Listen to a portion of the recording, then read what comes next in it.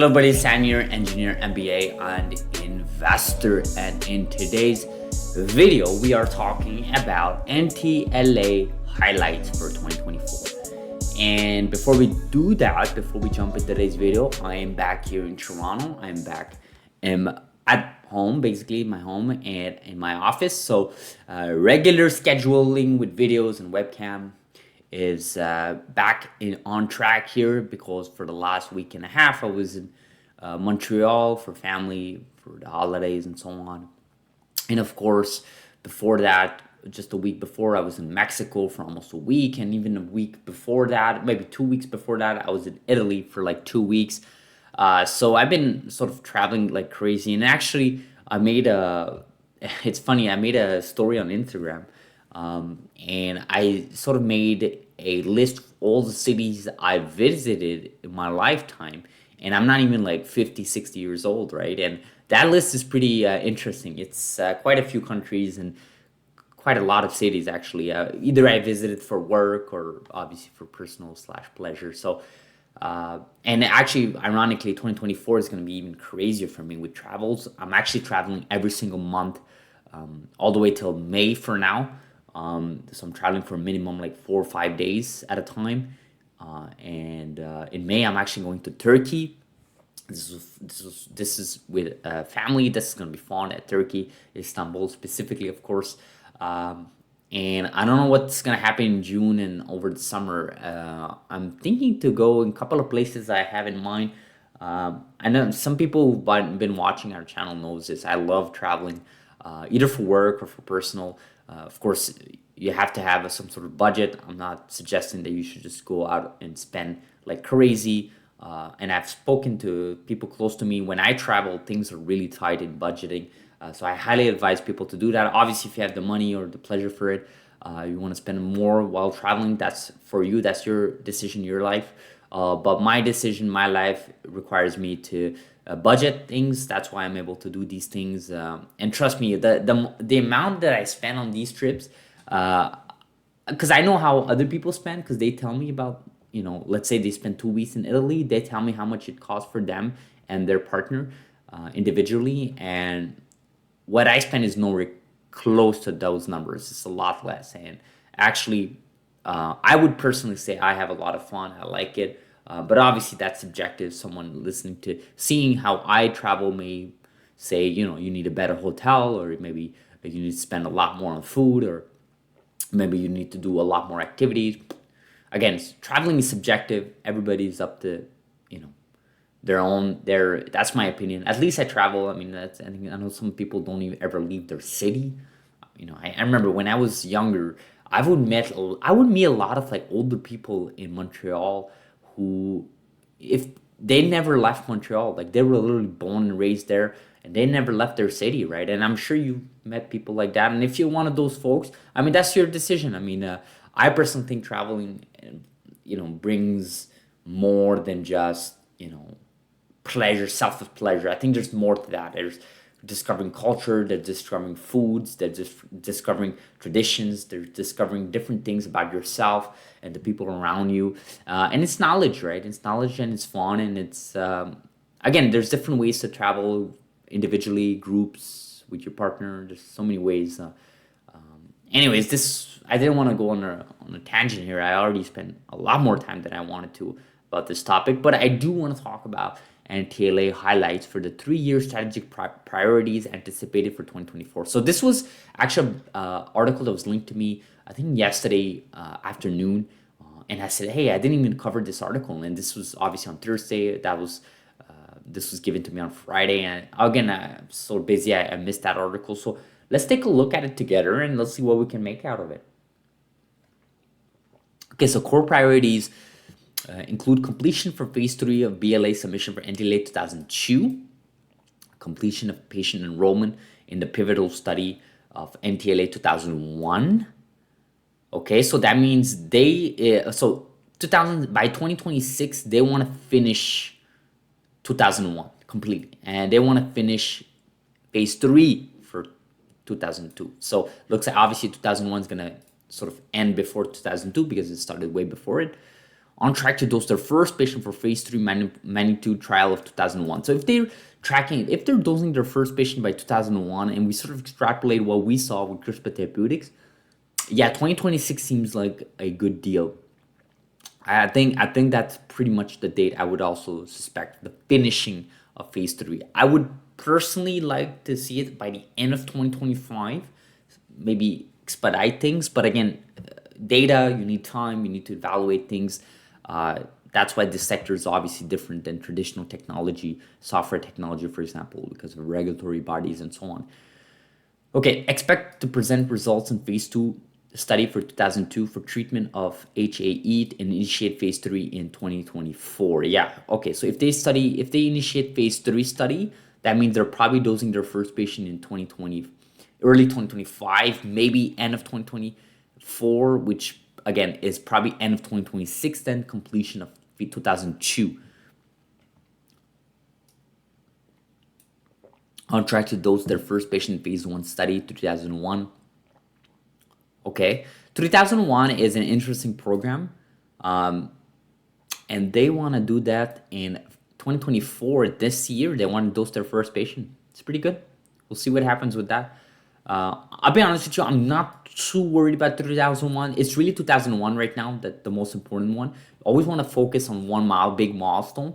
2001, if they're saying they're going to complete it by 2026, I'm expecting them to submit documents to the FDA by early 2026 or even by end of 2025. Which again, it's still some time. You still have some time. Again, you never know what can happen with data. Again, knock on wood, obviously, but things are looking good for both programs. Specifically for 2001, it's been an amazing program. With the reduction of TTR proteins, percentage that they got, the average value per patient, it's just been amazing. Okay, so they ended 2023 with a strong financial position with $1 billion in cash. Cash rate runway extended into mid-2026. All right, and a couple of quotes here from the CEO, John Leonard, who's been amazing, stable with the company. 2023 was a momentous year for NTLA. NTLA 2001 advanced into the final stage of clinical development for the treatment of transthyretin amyloidosis with cardiomyopathy. Okay, looking ahead, we will turn into groundbreaking science into real-world medicine by capitalizing into our extensive experience and capabilities to edit disease-causing genes.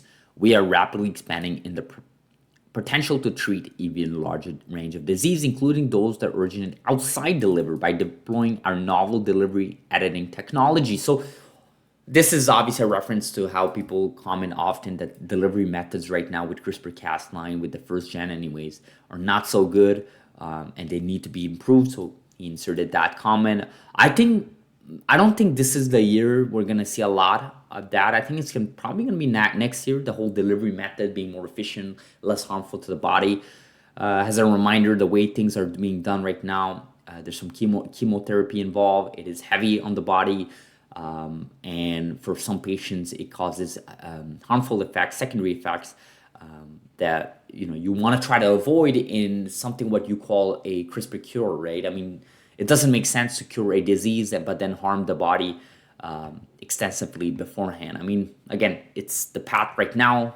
The FDA approved CRISPR Therapeutics program with that delivery method, so obviously things are being they recognize the harmful effects and they're still approving it. So it's not like this is a blocker, but obviously long term you want to explore those, especially with the research papers that were released in the last 2 years, specifically last year as well.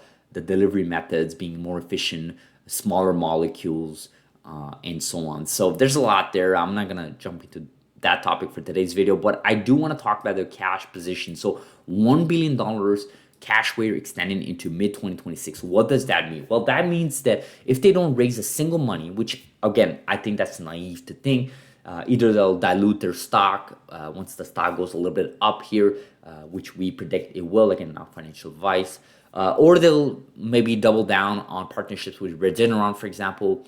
You guys got to remember, NTLA 2002 does not have a partner at all. So it does not have a partner for NTLA 2002, which is a successful program so far with data. It's already in phase 1, phase 2 trials, dosing patients. We got data. Yet it is 100% fully owned by NTLA Therapeutics. We predict in this channel that this program will be shared with another big pharma company, specifically with Regeneron, because they're existing partner with NTLA 2001. And obviously that partnership is going to give them some cash there. I think it's going to be their largest payout to date. I'm expecting honestly, I'm really expecting $500 million upfront. I think it's going to be a big amount. I think big pharma companies are looking at these programs from these CRISPR companies that have those patients that we've gotten data from, for example, 2002, and they're going to be willing to dip their toes further, as they've already have in the past with Pfizer, with Beam Therapeutics, obviously Regeneron with 2001 from NTLA, of course Vertex with XSL or Casgevy now called. So I think they're going to get a lot more cash than that. But even if they don't do that, that means by mid-2026, they'll run out of cash. So, and that's a lot of time, right? Again, it's a naive to say that they'll just do nothing. I mean, they can always dilute their stock and get some cash. But obviously, we don't want to do that. We want to not dilute the stock. We want more, obviously, revenues through partnerships. But of course, this is a strong balance sheet. $1 billion in cash. It is a strong balance sheet. This company can obviously focus on their two main programs and then more, like for example, 3001. They're doing other things too in this space, obviously with base editors. If you guys remember, they had the whole patent thing in the end of 2022. I still have to figure out what happened there. But this company is firing from all cylinders. I've always said NTLA is a well-oiled run company.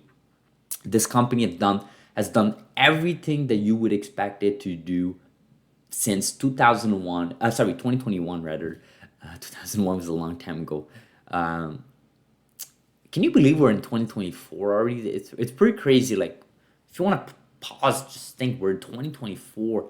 Man, it felt like yesterday we were like in 2017, and then like a week ago we were like 2010. It's crazy, guys. Time goes so fast.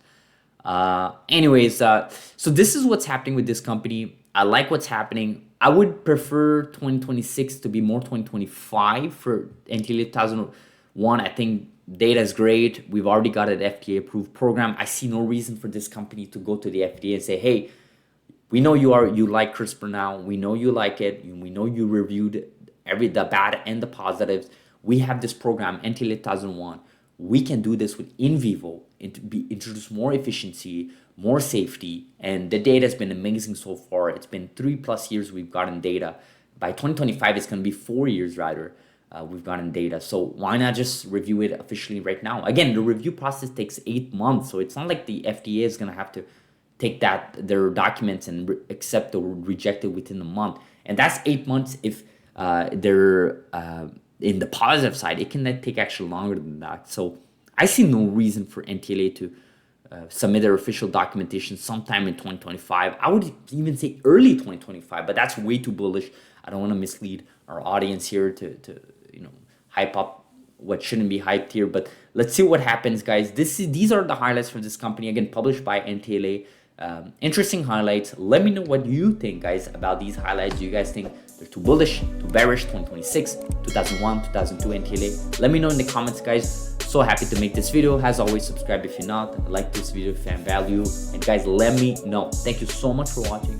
I'll see you guys in tomorrow's video on Sunday. Thank you.